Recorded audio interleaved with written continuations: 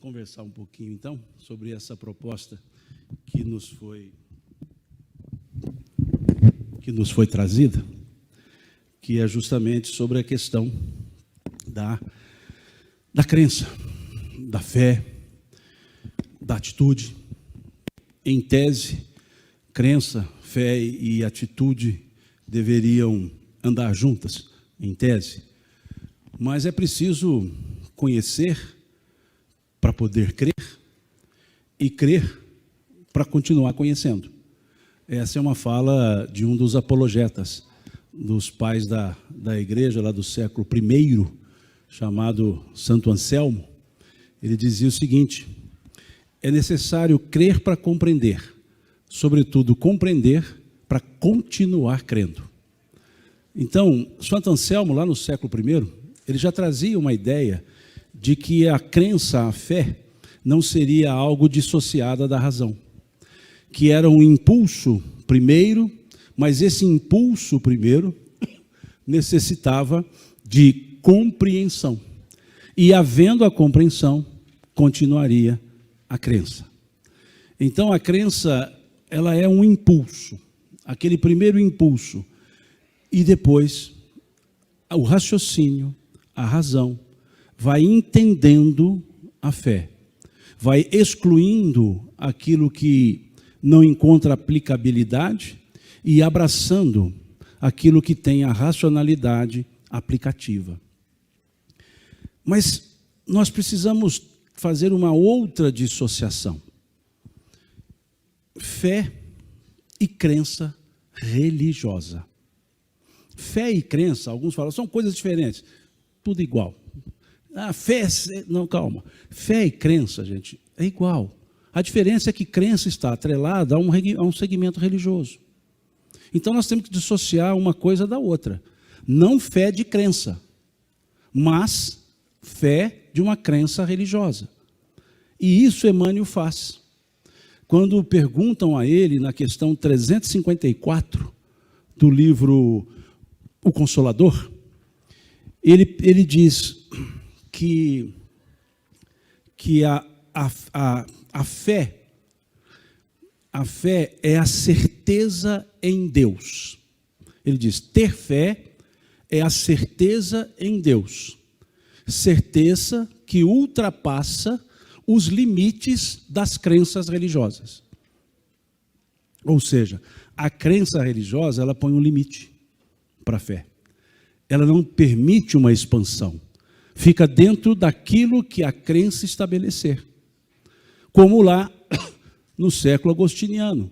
No século IV, Agostinho dizia, credum quia absurdum. Ou seja, eu creio porque é absurdo, dizia Santo Agostinho. Quando chega no século XVIII, começa-se a ideia de non credum quia me passe absurdum. Eu não creio justamente porque é absurdo. Então é preciso que nós observemos esse elemento da fé, do crer não como um elemento religioso, do crer como uma relação entre uma criatura e um Criador. É uma relação direta. É uma relação que não tem intermediação.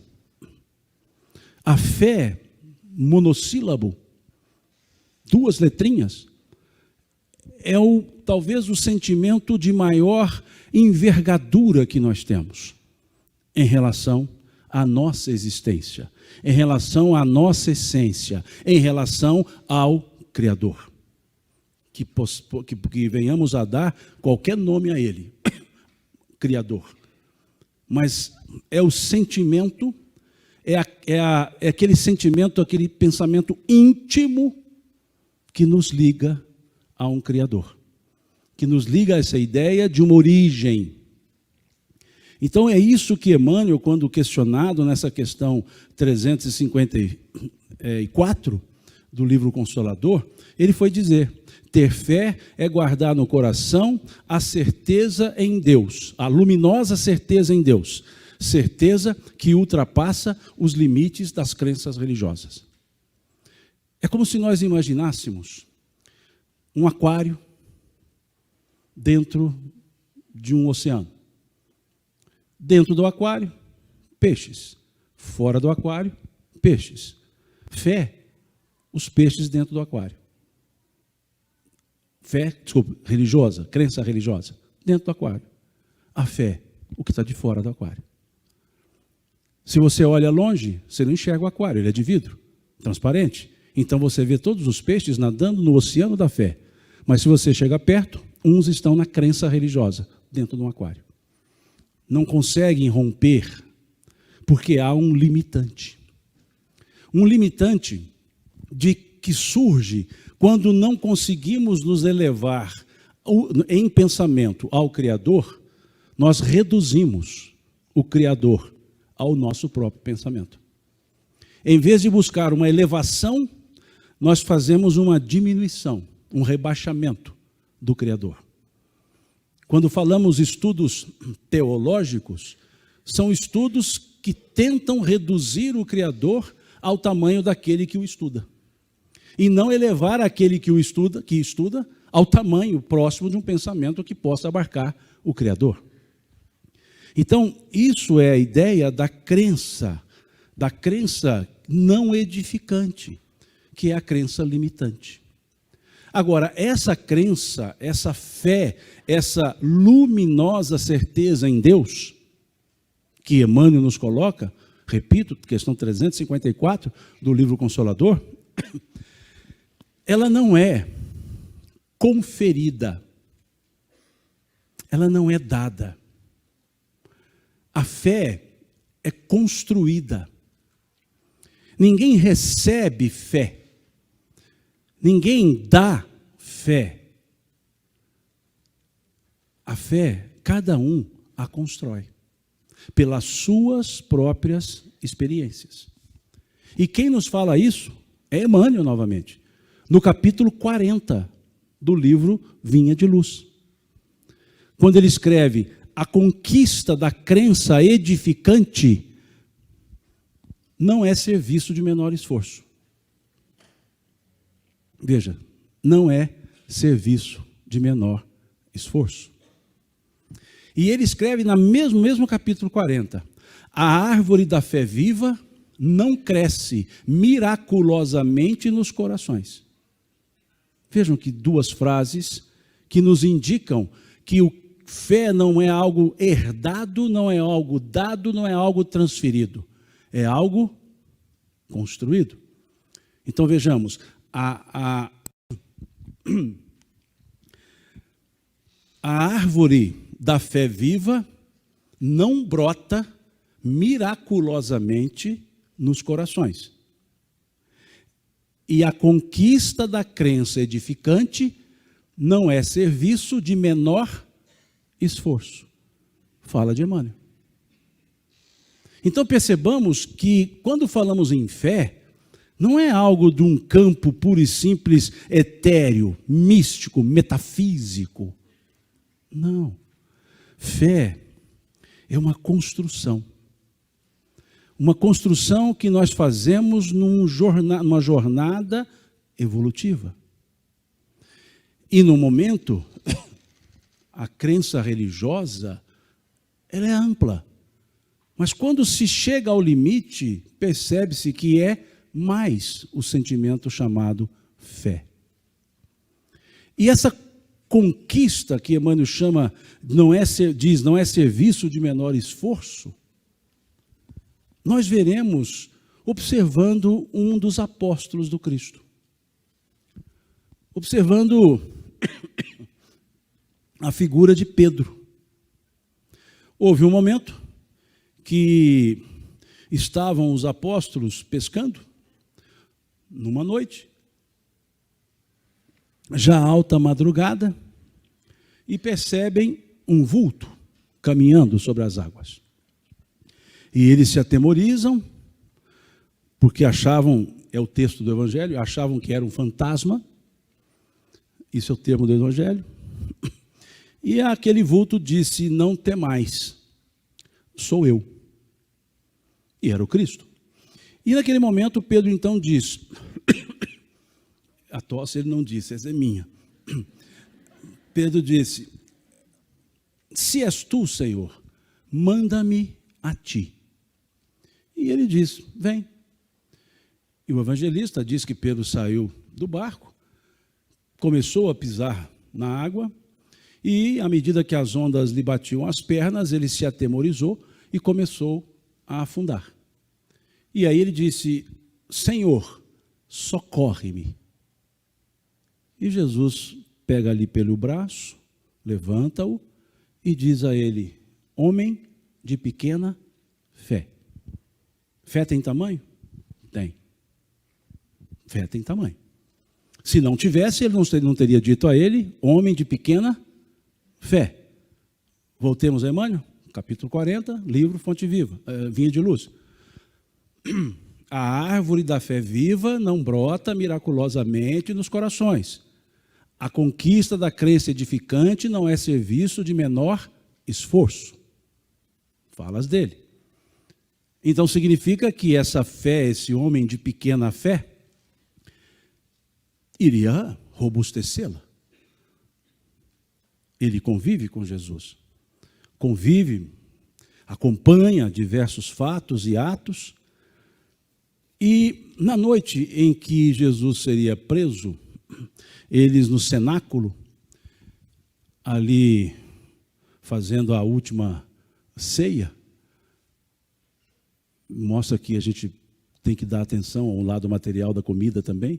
Né? Eu gostei dessa, porque não, eu vou para o sacrifício, mas antes eu vou comer. Né? Então mostra que, né, eu sou associado a esse grupo. E ali na ceia ele diz assim, serei traído, serei abandonado. E aí Pedro diz para ele, Senhor, eu nunca te abandonarei. Irei contigo onde fores, até a morte, se preciso for. E Jesus, todo tranquilo, olha para Pedro e fala, Pedro, Pedro, os espíritos das trevas querem fazer-te cirandar como o vento ciranda o trigo. Ou seja, quer te fazer dobrar como o vento dobra um trigo. E ele diz assim, mas eu orei ao Pai para que a tua fé não desfaleça. E te digo mais, hoje ainda, antes que o galo cante, negar-me-ás 3 vezes. Essas frases são relatadas por Lucas com uma precisão. Pedro, Pedro. Minha mãe, quando me chamava assim, repetindo o nome, era um negócio danado, né? Embora, quando ela me chamava por Simão Pedro, eu não precisava nem repetir, eu já sabia que era encrenca da certa. Me chamar por Pedro era estranho. Alguma coisa eu tinha feito. Simão era para fazer alguma coisa para ela. E pelo apelido era para ganhar alguma coisa. Mas quando ela falava comigo, Simão, Simão, ou Pedro, Pedro, e o pior era Simão Pedro, aí a coisa ficava feia. E assim Jesus fez com Pedro. Pedro, Pedro. Os espíritos das trevas querem fazer-te cirandar como o vento ciranda o trigo. Mas eu orei ao Pai para que a tua fé não desfaleça. Quer dizer que fé pode desfalecer? Pode. Senão Jesus não teria dito isso a Pedro. Mas eu orei ao Pai para que a tua fé não desfaleça.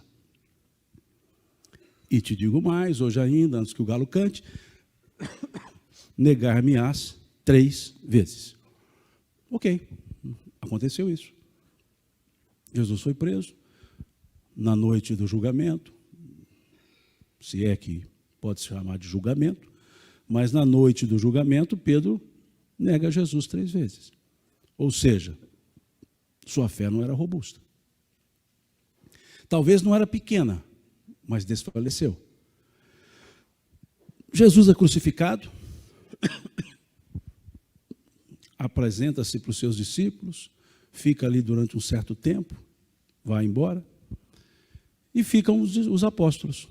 E num dia, estavam Pedro e João, indo para o templo em Jerusalém, E subindo a escadaria da porta de Formosa, eles se deparam com um paralítico, termo do Evangelho. E esse paralítico pede uma esmola a Pedro. E aí aquele mesmo Pedro que foi dito a ele que ele tinha pequena fé, o mesmo Pedro que havia negado a Jesus por desfalecer na fé, ele foi dizer àquele paralítico: ouro e prata eu não tenho. O que eu tenho, isso eu te dou. Em nome de Jesus Cristo, o Nazareno, levanta e anda. E diz o texto, Atos dos Apóstolos, capítulo 3, diz o texto que o homem levantou-se e foi andando, cantando e louvando a Deus. Uma pequena fé, um titubeio na fé, uma demonstração de fé. Então, isso é fé. Por isso, Emmanuel dizer que a conquista da crença edificante não é serviço de menor esforço. Daí entendemos porque Paulo dizia, peleja na fé. Veja, quando ele dizia, sede atletas do Cristo, peleja na fé. Porque não é simples. Não é dada, ninguém vai dar fé para ninguém. Ela precisa ser construída. E aí voltamos à ideia de Santo Anselmo, lá, ele é um dos apologetas, antes até de Agostinho receber esse título, é um dos pais da igreja, da época que a igreja entendia-se como eclesia. Eles, São João Crisóstomo, Santo Atanásio, Santo Orígenes. Mas, Simão, você é espírita falando santo, mas esse era o nome deles. É nome. Como vou chamar qualquer um que tem o título, com o seu título, o padre fulano de tal, porque esse faz parte do nome dele. Então, é o nome. Então, Santo Anselmo, grande pensador, ele foi dizer isso. É necessário crer para compreender. Sobretudo, compreender para continuar crendo. Então, falta-nos um pequeno impulso, que é essa primeira parte da fala de Santo Anselmo. Crer para compreender. Até mesmo a ciência, ela não refuta algo que ela não sabe ainda. Ela elabora uma hipótese primeiro, mas ela não refuta. Ela só refuta depois de analisar. Então, a fé também, que nós vamos chamá-la fé natural, não é uma refutação, nós não podemos refutar. Se eu não tenho ainda uma explicação, uma base racional, fato é que está acontecendo, então eu preciso observar. Isso é que Santo Anselmo dizia, crer para compreender, abrir-se para entender. E Kardec fez isso.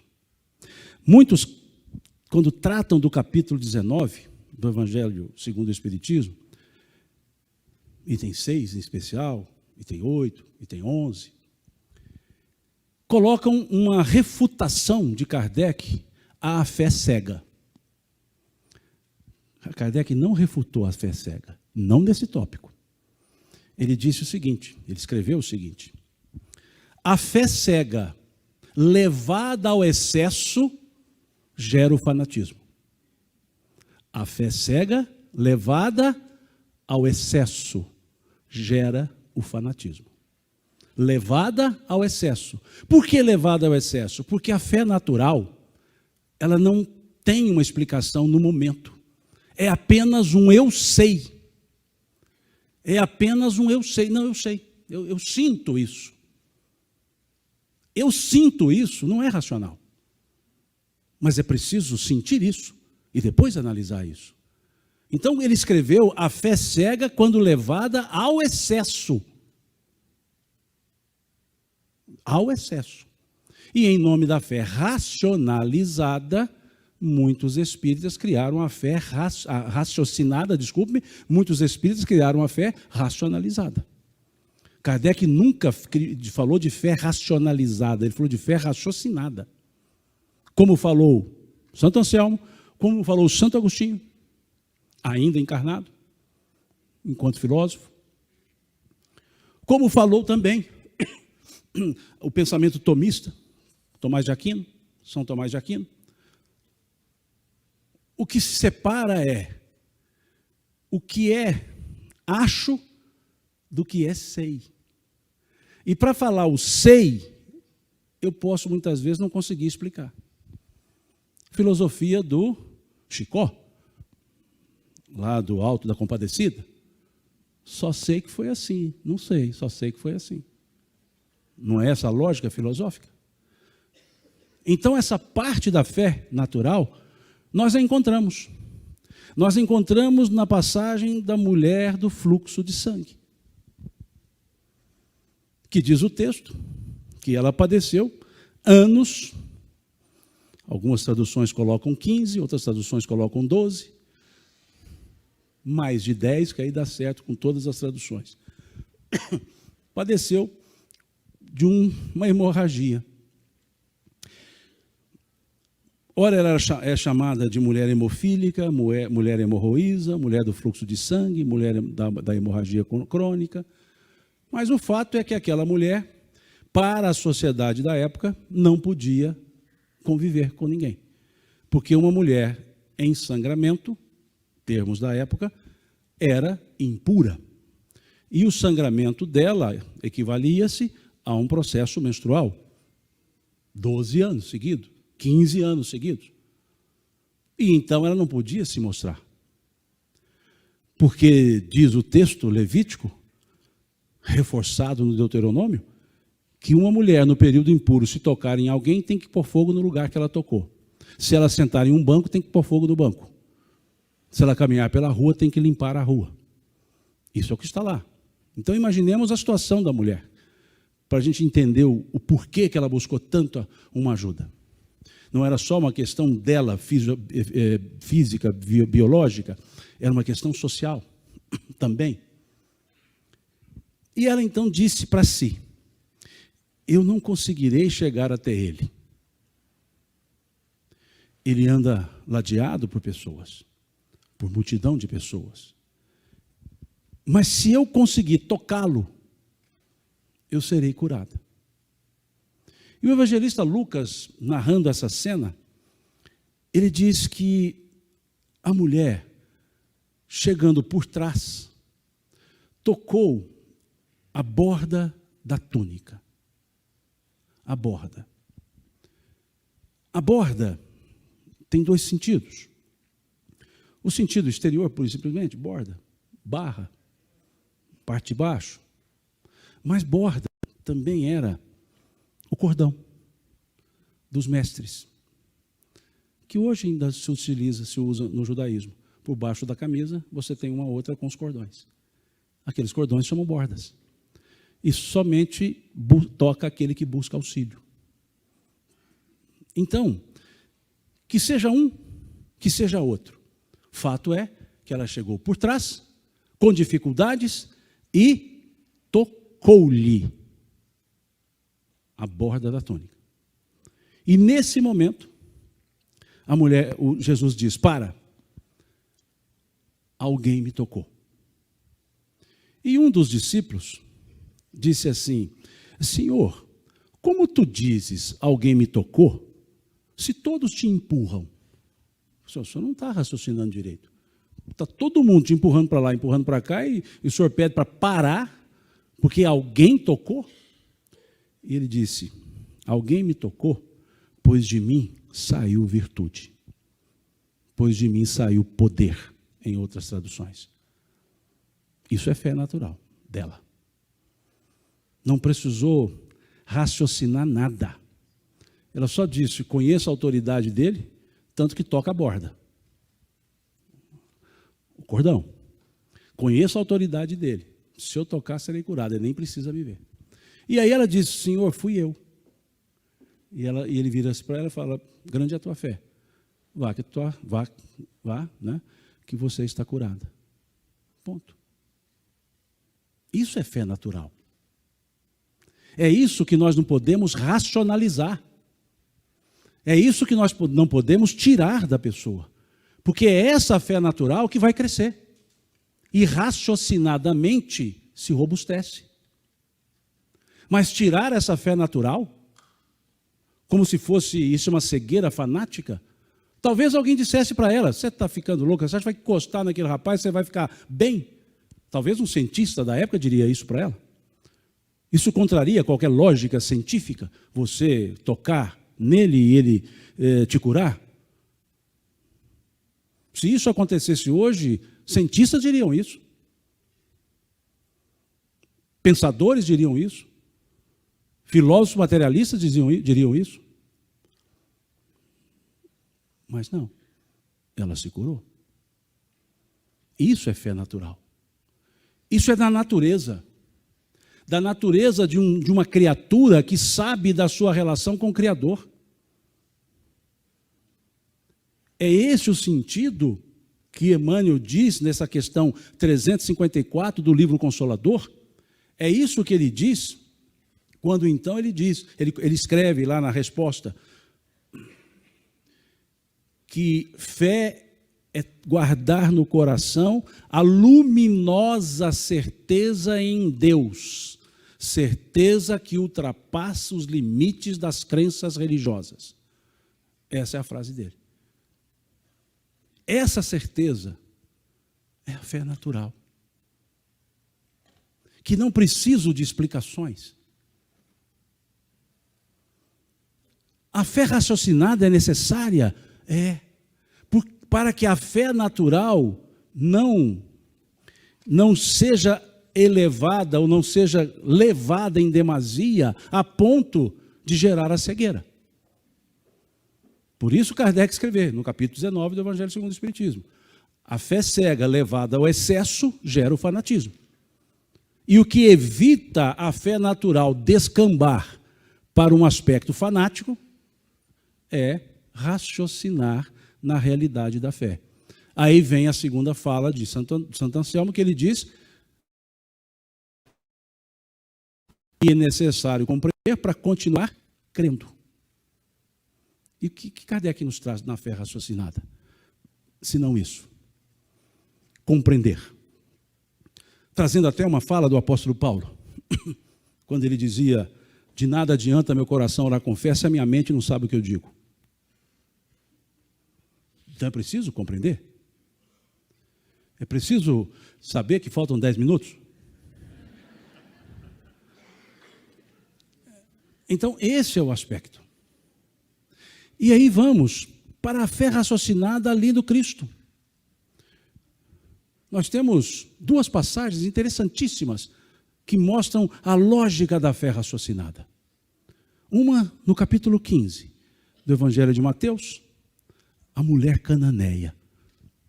Eu estou vendo essa cadeira aqui, estou com vontade de sentar, que vocês nem imaginam. A mulher cananeia. Passam Jesus e seus discípulos, e uma mulher começa a gritar: Senhor, filho de Davi, tenha compaixão de mim, que minha filha jaz doente em casa. E ela grita tanto que um dos discípulos diz: Senhor, essa mulher nos incomoda, vamos despedi-la. E Jesus diz: deixai que eu mesmo a despedirei. E ele chega a ela e diz: mulher, eu não vim senão para as ovelhas desgarradas da casa de Israel. Não convém dar aos cachorrinhos as comidas que caem das mesas dos senhores. O que ele estava dizendo ali? Mulher, eu vim trazer uma mensagem para um grupo de pessoas que têm a condição de aprender, que conhecem o assunto, mas estão se desgarrando dele. Eu não posso levar a vocês o ensino, a orientação que eu trouxe a eles, porque vocês ainda não entendem isso. Povos cananeus, eram chamados povos menores, fenícios, cananeus e vários outros. Tanto que os judeus os chamavam de gentios. Então veja, vocês não conhecem nem a estrutura da lei. Então não convém dar a você aquilo que é reservado aos que entendem. Nem aquilo que cai da mesa do Senhor, ou seja, aquilo que eles não estão aproveitando também não vale passar para você. Aí ela diz para ele assim: Senhor, Mas até os cachorrinhos comem as migalhas que caem das mesas dos seus senhores. Em outras palavras, Senhor, eu não quero saber o que o Senhor trouxe foi para eles ou não. Eu quero saber que o que eles estão jogando fora, para mim, é muito. Pode me dar. O que eles não estão aproveitando desse ensino que o Senhor traz, eu aproveito. Pode trazer para mim. Porque eu acredito no quem o Senhor é. Por isso que ela pediu a cura da filha. E ele vira-se para ela e fala, mulher, grande é a tua fé. Vai que a tua filha está curada. Ou seja, ela falou, olha, o Senhor fez diversas coisas ali perante eles. Eles não acreditaram, eles deixaram isso de lado. Eu acredito que eles jogaram fora. Isso é raciocínio puro. Bom senso puro. E ele diz, vá, que a tua filha está curada. No outro momento, chega um centurião, dizendo a ele, Rabi, mestre, meu servo está doente em casa. E aí Jesus diz assim, vamos até sua casa. E o centurião diz a ele, Senhor, eu não sou digno de que entres em minha casa. Sou comandante, tenho meus comandados, se dou a ordem, eles a cumprem, eu estando ou não junto deles. O Senhor tens os exércitos celestiais. Dize uma só palavra daqui, que meu servo será curado, lá. E ele disse assim para o centurião, grande é a sua fé. Vai que o seu servo está curado. E essa ele não parou aí. Ele disse assim aos que estavam junto com ele, em toda a minha andança por Israel, jamais vi tamanha demonstração de fé como a desse homem. Porque ele usou uma lógica de raciocínio perfeita. Eu sou um centurião, dou ordem para a minha centúria, para os 100 soldados. Se eu dou uma ordem, eu não tenho que estar lá, eles vão fazer. Jesus tem muito mais do que o poder de uma centúria. Se ele disser para os seus anjos curar meu servo em qualquer lugar, eles vão curar. Ele fez uma analogia, pura e simples. Isso é fé raciocinada. Agora, a fé raciocinada não diminui a fé natural. A fé natural evolui por uma fé raciocinada. Mas sem a frieza que muitos querem colocar na fé. E aí sim, quando entendemos isso, nos minutos tem que tirar as tosses que eu estou dando aí, que vai cortando os minutos. Quando a gente entende isso, aí sim, aí nós cremos, sabemos e podemos fazer. Antes disso, não se faz nada pela fé, porque não compreendeu a fé. Eu posso fazer as coisas, posso ser útil, posso ser bom com as pessoas, mas não é pela fé, porque eu ainda não entendi o que é fé. Eu ainda não construí o conceito claro para mim. Aí sim, nós vamos nos valer de uma fala de Leon Denis, capítulo 24 do livro O Problema do Ser, Destino da Dor, de onde saiu o tema para o Congélide desse ano. Lá no capítulo 24 ele diz assim, quando os meus atos são bons e os meus pensamentos são maus, existe uma falsa aparência do bem. O agir não pode estar dissociado do sentir. Um exemplo, o pessoal chega para mim, domingo, pela manhã, campanha do quilo, né, pedir alimentos. Fala assim, irmão, você não vai à campanha do quilo? Eu falei, lógico que eu vou. Afinal, sou o presidente do centro, se eu não for, o que vão pensar a meu respeito? Veja, quem me olhar batendo de casa em casa, pedindo alimento, olha aqui, servidor. E eu estou assim, não, mas esse povo demora demais a abrir a porta, eu preciso ir embora, vamos andar rápido. Né? Então, vejam, não há como uma prática da fé sem o entendimento da fé. Sem entender que eu preciso crescer na fé, pelejar na fé. E quando isso chega, aí sim, né, um filósofo octogenário que nós já temos hoje, Gilberto Gil, ele diz: andar com fé eu vou, pois a fé não costuma falhar. Ele só cometeu um detalhezinho. Não é que ela não costuma falhar, ela nunca falha, desde que exista. Então, andar com fé eu vou, pois a fé nunca falha. Na linguagem dele seria essa. Mas para chegar nisso, eu preciso compreender esses outros elementos. Porque senão eu seria um fantoche da fé. Um fantoche da fé alheia. Começarei a me regrar pelas crenças e deixo de sentir. A fé, para nós aqui de Minas, mineiros, é fácil da gente entender. É um trem que a gente sente aqui dentro. Ponto. Não é fácil entender isso? Quem é de Minas, nós mineiros aqui entendemos, não é? O que é fé? É um trem que eu tenho aqui dentro. Ponto. E é um trem que nos dá força. É um trem que nos dá ânimo. É um trem que nos faz ser perseverantes. Por isso que a gente diz que fé é um trem bom que a gente tem aqui dentro. E é um dos elementos fundamentais para a existência. Ter no que crer. E aí sim, nós conseguimos fazer. Por uma questão muito simples. Ninguém dá o que não tem. Então, como vivenciar a fé? Se eu não a construir. Kardec nos dá uma aula de descrição de qualidades e características da fé, que eu sugiro, leiam lá o capítulo 19. Ele diz: a fé é calma em si mesma. Ele diz: a fé é humilde. Ele diz: a fé é contagiante, exuberante e contagiosa. Ele nos fala. Não é exaltada. Ela nos dá ânimo. E quem a tem, aí sim, quer agir. Não quer passar a fé para o outro, porque sabe que o outro vai construir, mas quer agir. Então, para que possamos, na ideia que trouxeram, não basta crer e saber, é preciso fazer, eu diria, é preciso crer, é preciso saber para começar a fazer. Porque senão não faremos em nome da fé, faremos em nome nosso. Faremos por modismos.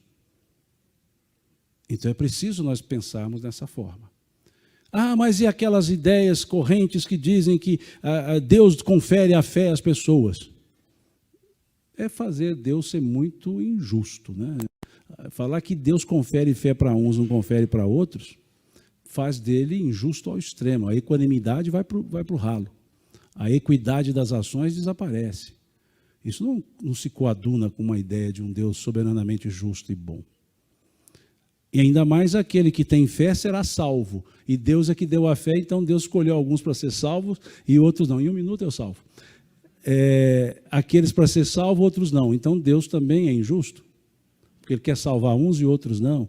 Isso é o que acontece quando nós queremos reduzir Deus ao nosso tamanho, para tentar explicá-lo, e não nos elevar a um tamanho que possa nos aproximar do real entendimento de Deus. É o que a teodiceia busca fazer, e não a teologia. E nesse aspecto, inclusive, tem uma fala de um materialista, aliás, materialista com gosto mesmo. Esse é materialista, sim. Não é aquele materialista ateu que fala assim, graças a Deus que eu não acredito em Deus. Não é essa turma, não. Esse era um materialista efetivamente absoluto. Feuerbach, discípulo de Hegel, contemporâneo de Marx. E ele escreveu uma coisa interessante. Ele escreveu uma verdade. Está lá no livro A Essência do Cristianismo, uma das suas 3 obras. E ele escreve assim: está escrito que Deus criou o homem à sua imagem e à sua semelhança. Eu desconfio que o homem criou Deus, à sua imagem e à sua semelhança, pois o Deus que nos é apresentado tem mais defeitos humanos que qualidades divinas. Ele não está errado. O Deus que nos é apresentado, que não é o Deus da real existência.